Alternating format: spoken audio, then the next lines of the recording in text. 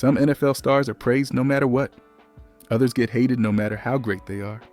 This is loved versus hated, where stats don't save you and one quote can ruin everything. Bill Romanowski. Spit, steroids, and violence. Bill Romanowski didn't play dirty, he lived dirty. Bill Romanowski played 243 games, won 4 Super Bowls, but he was known more for rage than rings.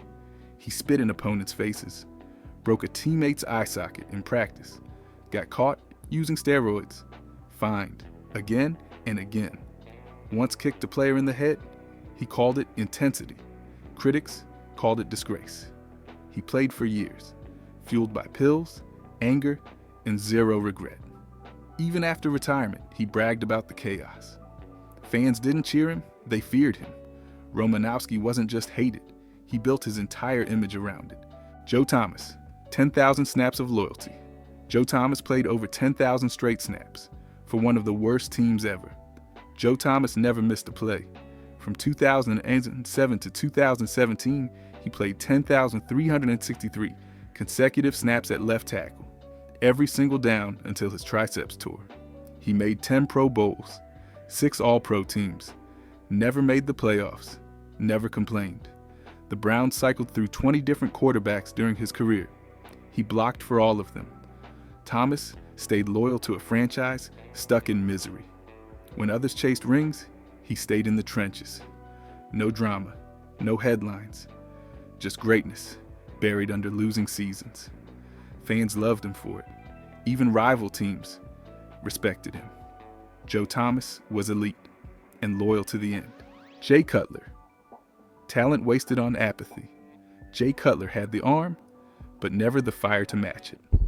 Jay Cutler threw for over 35,000 yards and 227 touchdowns. He had a cannon arm, rare talent, and franchise potential. But fans never saw the fire. His body language looked bored. His sideline face became a meme. Teammates questioned his leadership. He made a Pro Bowl in 2008, then never came close again. In the 2010 NFC Championship, he left with an injury, and fans accused him of quitting. He bounced from Denver to Chicago to Miami, but never won over a locker room. Cutler wasn't a villain, just uninterested. And in football, that's almost worse. Damar Hamlin. Nation prayed for him. Damar Hamlin died on the field, then came back and united a nation. On January 2nd, 2023, Damar Hamlin collapsed during a Monday Night Football game. His heart stopped. Trainers gave CPR for 9 minutes. The stadium went silent. Fans cried.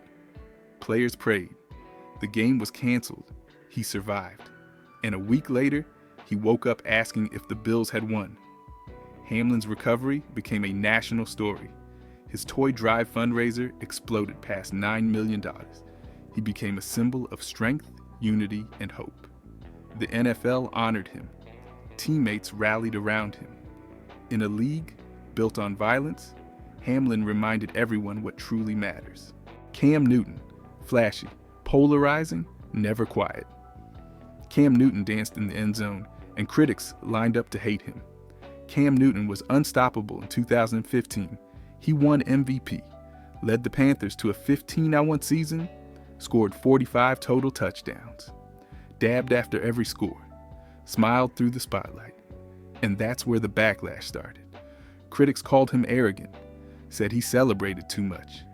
Then he lost the Super Bowl and walked out of the press conference. His body broke down. Shoulder surgery, foot injuries. His play slipped, but the swagger never left. Cam didn't just divide defenses, he divided fans. For some, he was a star. For others, a symbol of everything they disliked in modern football. J.J. Watt, defensive beast, humanitarian force. J.J. Watt crushed quarterbacks and raised millions while doing it. J.J. Watt was a wrecking ball, 3-time Defensive Player of the Year, over 100 career sacks. But off the field, he became something bigger. After Hurricane Harvey devastated Houston, Watt raised over $37 million for recovery efforts. He won the Walter Payton Man of the Year award. Kids loved him. Reporters respected him. Opponents feared him. He played hurt. He played honest. And when he retired, fans didn't just applaud. They thanked him. J.J. Watt was proof you could dominate the NFL and still be a hero off the field. Few ever did both like him. Philip Rivers, trash talker to the end. Philip Rivers never swore, but still talked more trash than anyone in the league. Philip Rivers wasn't quiet. He chirped after every play, taunted defenders, celebrated first downs like touchdowns. But he did it all clean, never cursed once. He threw for over 63,000 yards, made 8 Pro Bowls, but never won a ring. Fans questioned his mechanics, his motion, his decisions. He stayed loyal to the Chargers, even as the franchise collapsed around him. By the time he reached Indianapolis, his body was breaking down, but the mouth never stopped. Rivers wasn't hated for cheating. He was hated because he never shut up. Steve Gleason, ALS warrior, Saints icon. Steve Gleason blocked a punt, then became a symbol of unbreakable strength. Steve Gleason was a special teams player for the Saints. In 2006, he blocked a punt that helped New Orleans win its first game back in the Superdome after Hurricane Katrina. It became the city's turning point. Then came tragedy. Gleason was diagnosed with ALS in 2011.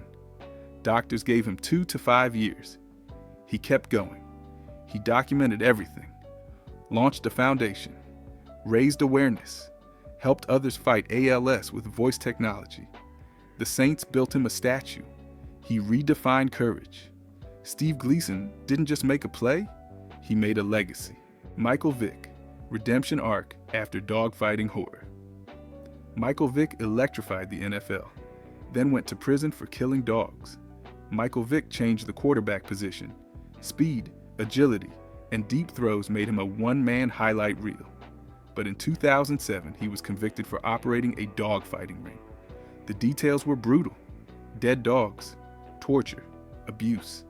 He served 21 months in federal prison. Fans were disgusted. Sponsors fled. Then he came back. The Eagles signed him. He won Comeback Player of the Year, spoke at schools, worked with animal rights groups, but the past never left. Some forgave, others never could. Vick's career wasn't ruined.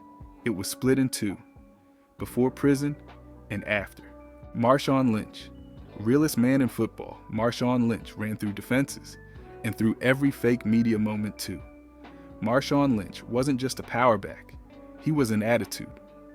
Beast mode wasn't a slogan, it was how he ran. He bulldozed defenders. His 67-yard run against the Saints is still one of the greatest plays ever. But he hated interviews. Famously said, "I'm just here so I won't get fined." Fans loved it. He gave turkeys to the community. He rode a cart on the field in college. He stayed authentic in a league full of PR masks. Marshawn didn't want your spotlight, just your respect. And he earned every bit of it. Jalen Ramsey backed it up, but never humble. Jalen Ramsey talked big and hit even bigger. Jalen Ramsey never kept quiet. He called Josh Allen trash, mocked Tyreek Hill, said he could lock up anyone. And most of the time, he did. Ramsey was a 5-time Pro Bowler, Super Bowl champion, shutdown corner. But his mouth made him a magnet. Opponents circled his name. Fans either loved his confidence or hated his cockiness. He fought with teammates, called out coaches, never apologized. But when the whistle blew, he backed it all up. Ramsey didn't play for approval, he played for dominance, and he never hid it. Fred Taylor, underrated, never unloved. Fred Taylor ran for 11,000 yards and still got ignored by the Hall of Fame. Fred Taylor was a machine. He racked up 11,695 rushing yards, more than O.J. Simpson or Earl Campbell. He had 7 1,000-yard seasons, but he played in Jacksonville. So few noticed. He wasn't loud. He didn't chase media. Injuries slowed him early, but never broke him. Teammates called him the best back they ever saw. Opponents said he was a nightmare to tackle. Fans still fight for his Hall of Fame spot.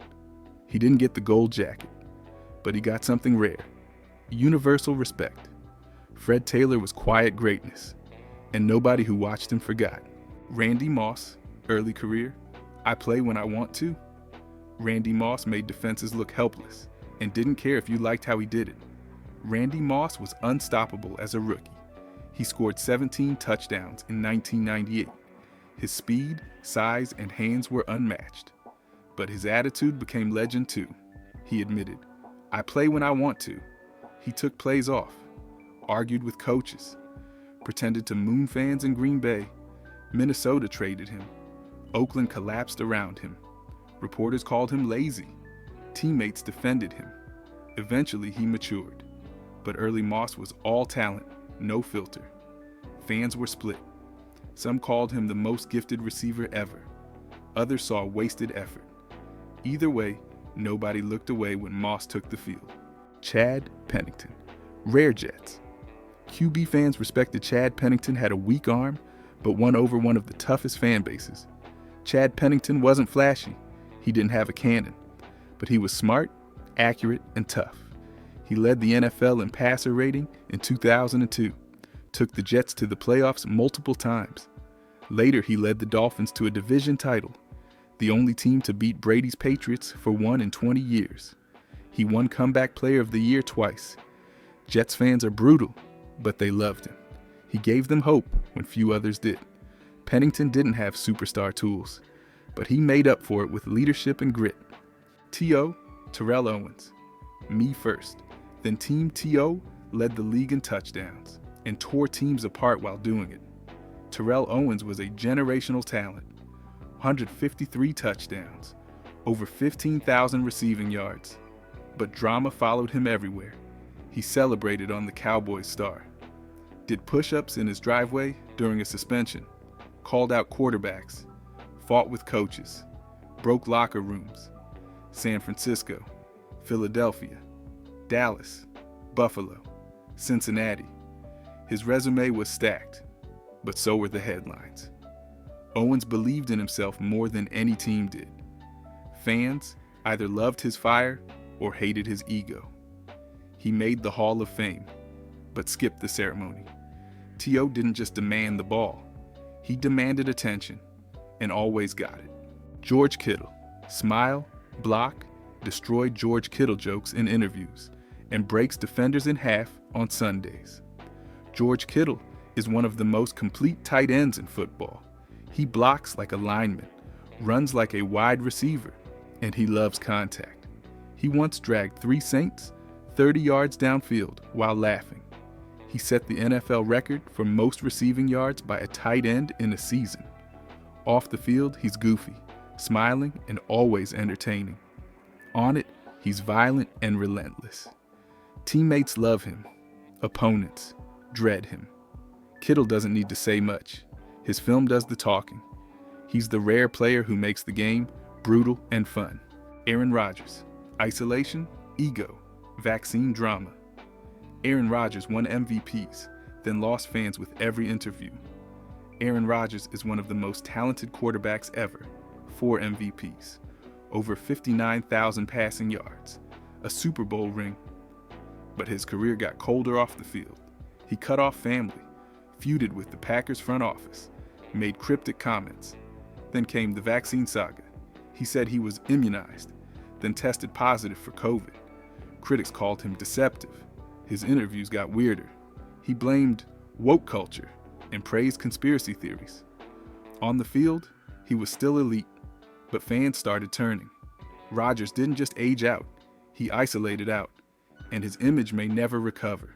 Nick Foles, miracle backup, Philly hero. Nick Foles beat Tom Brady in the Super Bowl and never started a full season again. Nick Foles wasn't supposed to win anything.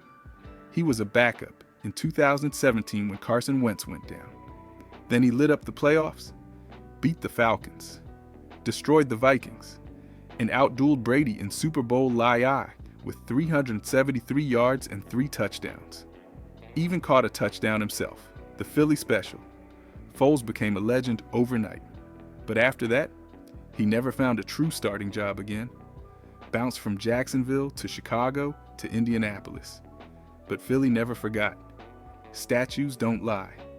Foles did the impossible and walked away humble, the ultimate underdog hero.